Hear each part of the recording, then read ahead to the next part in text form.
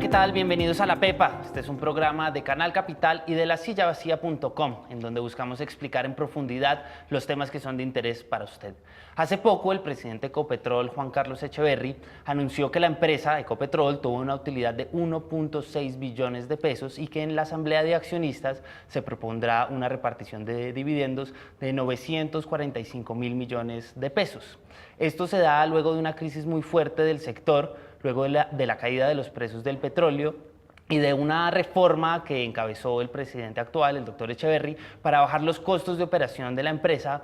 Y más allá de la coyuntura de esta remontada económica de la empresa, el debate plantea un escenario en donde el uso de combustibles fósiles es cada vez más debatido y la dependencia del sector mineroenergético para la economía exige pensar en nuevas alternativas. Y para entender qué significa la remontada de Ecopetrol y su rol tanto en la economía como en la discusión mineroenergética, tenemos a dos invitados. Ellos son Isabel Cabellier, ella es directora de Transforma, es una organización que va a hacer básicamente activismo legal en temas de medio ambiente, es abogada y tiene una maestría en Derecho Internacional Público. Bienvenida.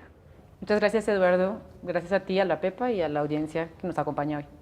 También tenemos invitado a Andrés Ospina, él es docente del Departamento de Derecho Mineroenergético de la Universidad Externado, es abogado de profesión y tiene una maestría en Derecho Económico y es especialista en Derecho de Minas y Energía. Bienvenido, Andrés. Muchas gracias, Eduardo, por la invitación y ojalá podamos resolver las dudas que se presentan frente a este tema tan interesante. Si no todas, la gran mayoría, vamos a ver. Ojalá. Con estos dos expertos vamos a ver qué saben los que saben.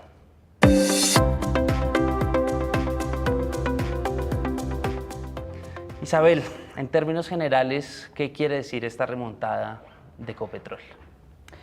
Pues Eduardo, en términos generales quiere decir que los precios del petróleo subieron, la coyuntura internacional ha ayudado más o menos, eso acaba de cambiar en las últimas 2 semanas, pero realmente lo que nos está mostrando esta noticia es que Ecopetrol fue exitosa en su estrategia de reducir costos.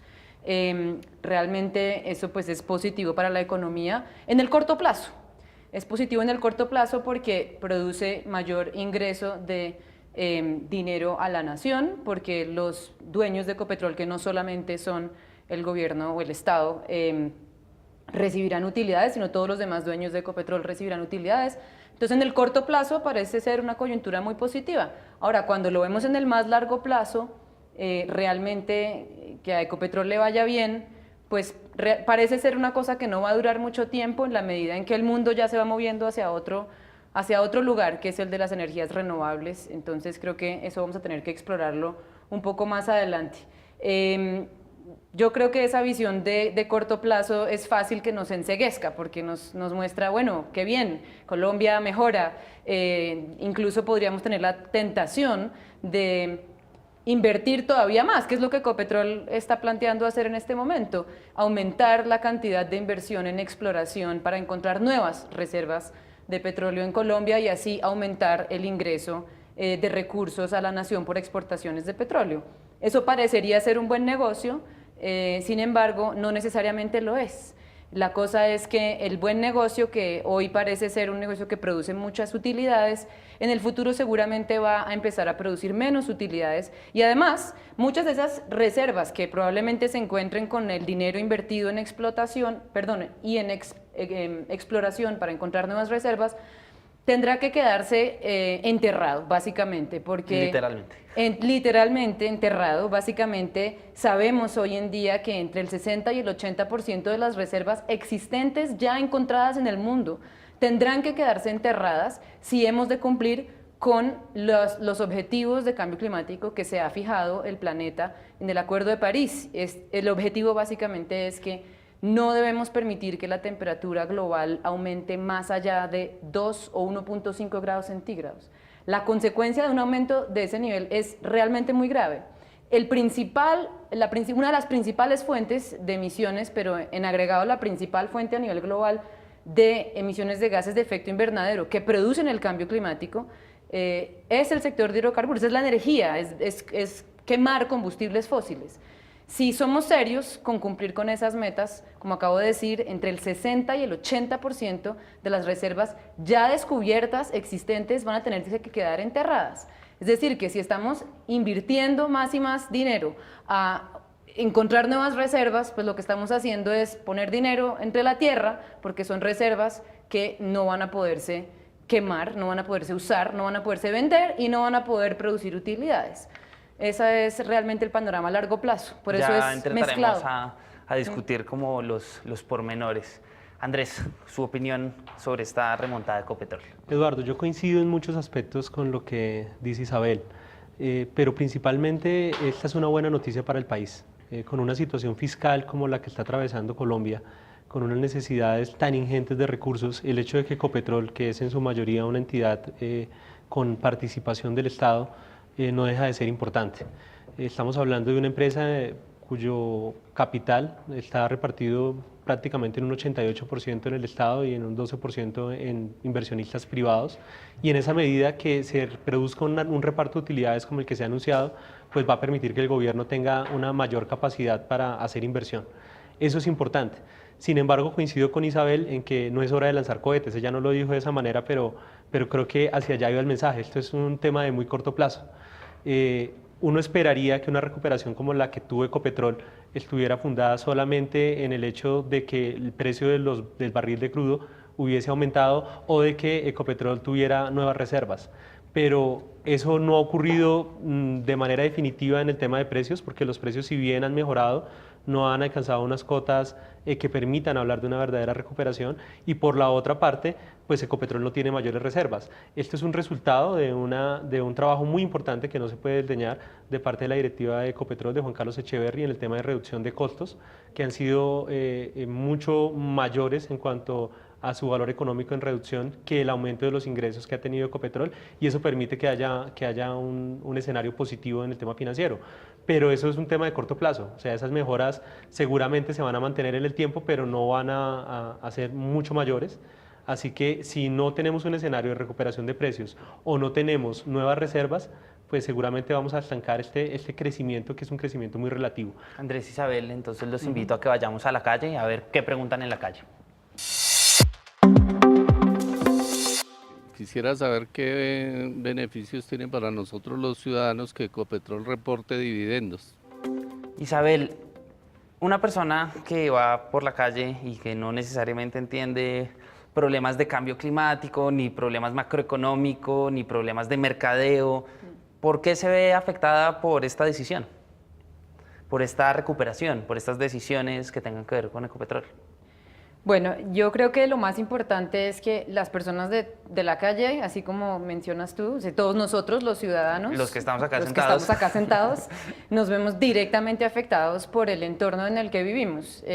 La vida en el planeta depende de que la atmósfera pueda tener una capacidad de carga del ecosistema que permita, por ejemplo, que la agricultura dé sus frutos. Entonces, si el clima cambia, la agricultura se va a complicar, los precios de los alimentos van a crecer, el ciudadano de a pie va a ver afectada su seguridad alimentaria. Esa es, digamos, la cadena más larga de consecuencias. Como decíamos hace un rato junto con Andrés, en el corto plazo probablemente el ciudadano de todos los días va a ver que el Estado se enriquece, que hay más dinero para gastar en más bienes públicos en Colombia, en educación, en salud, lo cual es bueno a corto plazo, pero a largo plazo la salud va a estar terriblemente afectada porque entre más petróleo gastemos, entre más invirtamos en este tipo de actividades, más impacto va a haber en el cambio climático y por lo tanto más dificultad vamos a tener para sostener la vida en el planeta.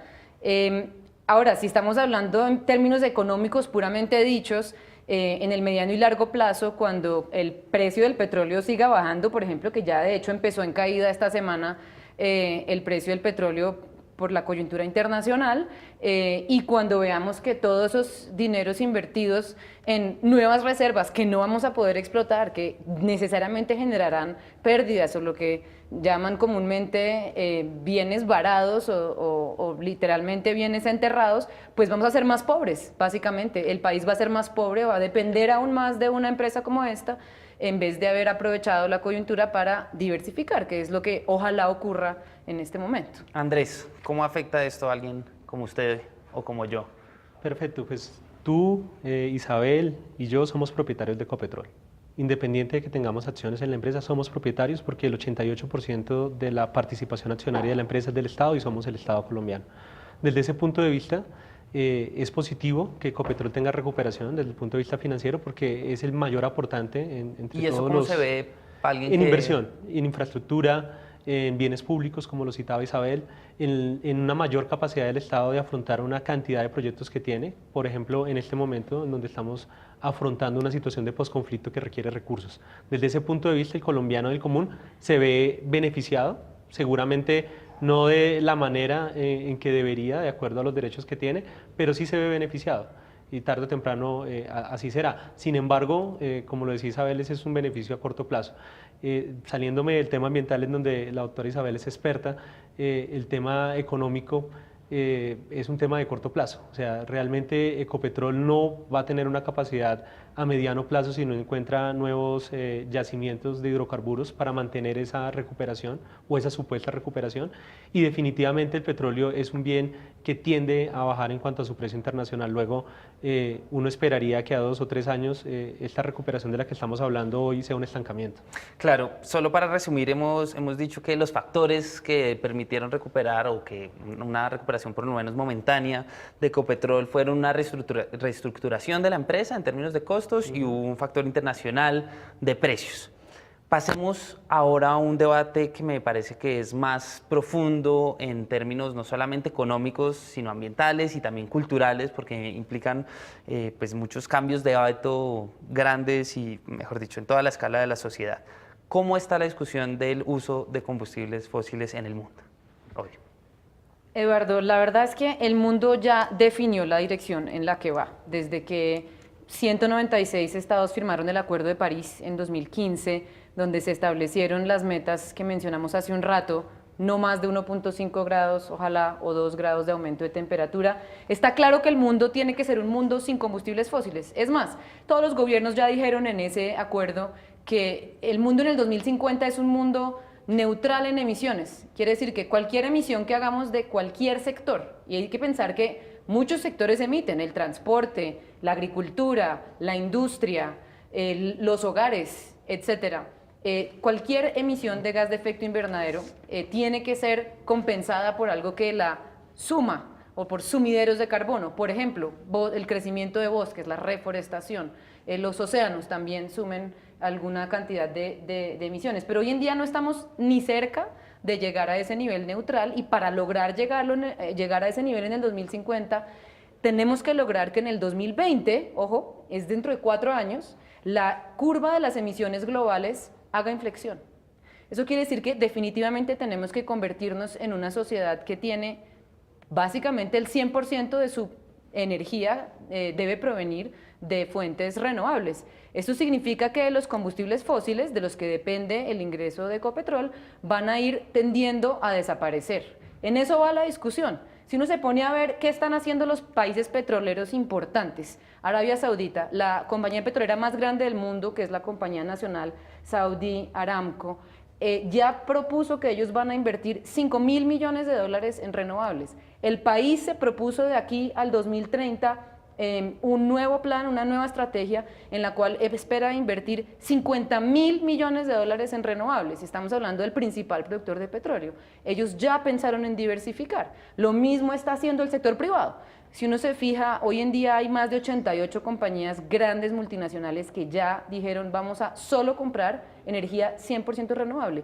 Google, este año en 2017, va a cumplir la meta y va a ser 100% renovable en toda la energía que le llega y que compra Google. Y lo mismo con otras muchas, Philips, Johnson & Johnson, Coca-Cola, Walmart, estoy citando unas pocas. Realmente el mundo va para allá. Entonces, claro, ese es el contexto en el que nos encontramos. Que eso, por supuesto, supone, como ya lo hemos venido discutiendo poco a poco, cambios en hábitos, si se me permite la palabra, económicos. Así es. Más ahora tenemos un presidente de los Estados Unidos como Donald Trump, cuyo principal asesor es el expresidente de una petrolera, y eso obviamente no estaba en el contexto de la firma de París. ¿Eso cómo pega en estos cambios de hábitos económicos? Pues el contexto internacional definitivamente afecta a Colombia, pero más allá de lo que ocurra, por ejemplo, en Estados Unidos o en otros países que son productores de petróleo o que han acudido a tecnologías que incluso son muy contaminantes como el fracking, lo cierto es que Colombia siempre llega tarde a las discusiones. La doctora Isabel nos contaba cómo en Arabia Saudita, por ejemplo, se están planteando inversiones muy importantes en renovables, pero aquí en Colombia no hay política ni hay incentivos a la generación con energías limpias. Hace 2 años o 3 años, a través de la Ley 1715-2014, se hizo un intento de incentivar las fuentes no convencionales de generación de energía, pero eso no ha sido suficientemente regulado y suficientemente reglamentado. Y el escenario que tenemos hoy en Colombia no es muy diferente al que teníamos hace algunos años, y muy posiblemente, a pesar de que hay unos compromisos en reducción de emisiones, difícilmente Colombia los va a cumplir en el corto y en el mediano plazo, porque las señales de política no están dirigidas a eso. Están dirigidas a mantener una canasta energética en donde el petróleo sigue jugando un papel muy importante, en donde la generación de energía eléctrica, por ejemplo, sigue estando sustentada en grandes represas o en proyectos térmicos a carbón y a diésel, que son altamente contaminantes y que tienen una huella de carbono muy importante. En Colombia falta política para ello. Sí, más allá de las políticas, obviamente hay intereses de poderes económicos muy grandes. ¿Qué tan fácil es convencer a esos poderes económicos que entiendan esto y que lo vean más allá del rendimiento de sus utilidades? Esa es una muy buena pregunta, Eduardo. Realmente varias de las grandes, de los grandes conglomerados económicos, de los inversionistas grandes, incluyendo los inversionistas que más dinero mueven, que son los inversionistas institucionales, varios de ellos se han dado cuenta que es buen negocio invertir en renovables.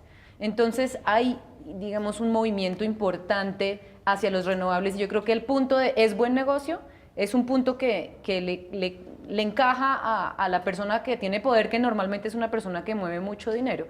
Claramente, cuando vemos que el petróleo deja de ser buen negocio, que los precios se están desplomando, pues es una oportunidad para decir, vea, es momento de aprovechar esa oportunidad y mirar hacia dónde se está moviendo en este momento, hacia dónde va la dirección del negocio internacional. Por supuesto que va a haber compañías que van a ser ganadoras y otras perdedoras. No podemos no ser realistas con esa circunstancia.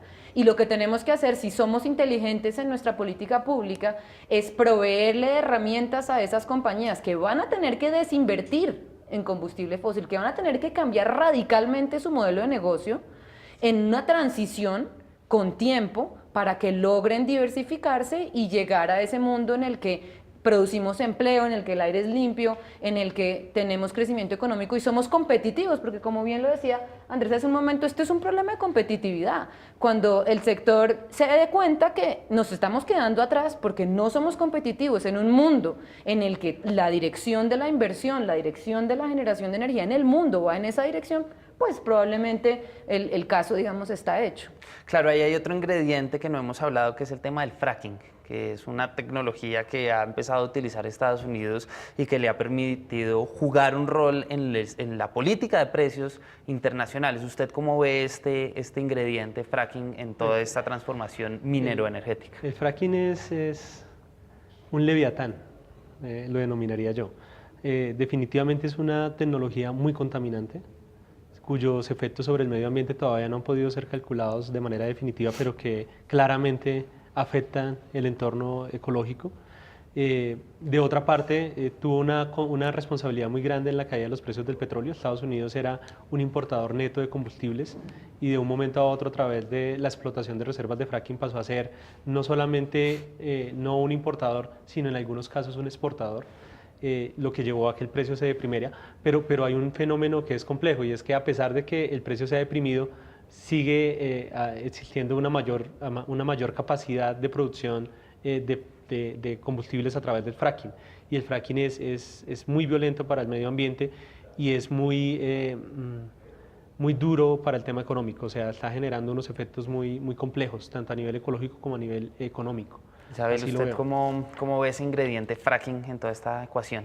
Realmente es un ingrediente bien complicado. Si uno se pone a ver las noticias de los últimos días, realmente el aumento del valor del barril que ocurrió gracias al acuerdo de la OPEC hace unos meses, que se supone que tienen el propósito de reducir la cantidad de barriles producidos diarios en un 2% del total mundial, es un montón. Lo que tenía el propósito de ese acuerdo era lograr que los precios subieran del petróleo. Suben los precios y el fracking se vuelve inmediatamente competitivo, y en Estados Unidos realmente la producción aumentó enormemente. Hoy en día están produciendo más de 9 millones de barriles diarios en Estados Unidos. Las reservas están en el pico histórico en Estados Unidos. Esto al reciente hallazgo de la compañía Repsol en Alaska, que obviamente suma a las reservas. Correcto.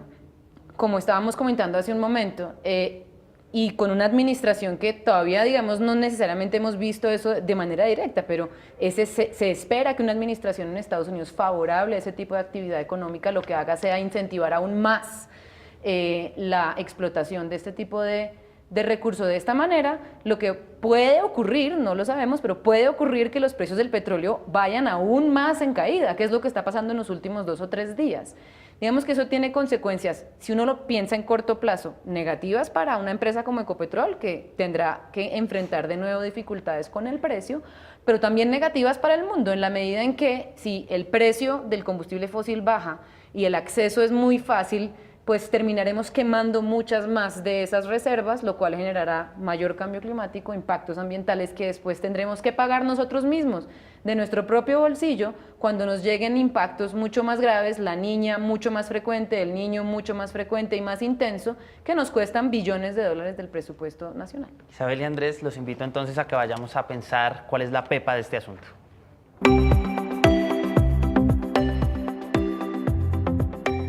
Andrés, hoy estamos discutiendo los impactos que tiene el alza en los precios del petróleo, la remontada de la compañía más grande del país, Ecopetrol, no solamente en términos económicos, sino en términos ambientales. ¿Cuál es la pepa de este asunto?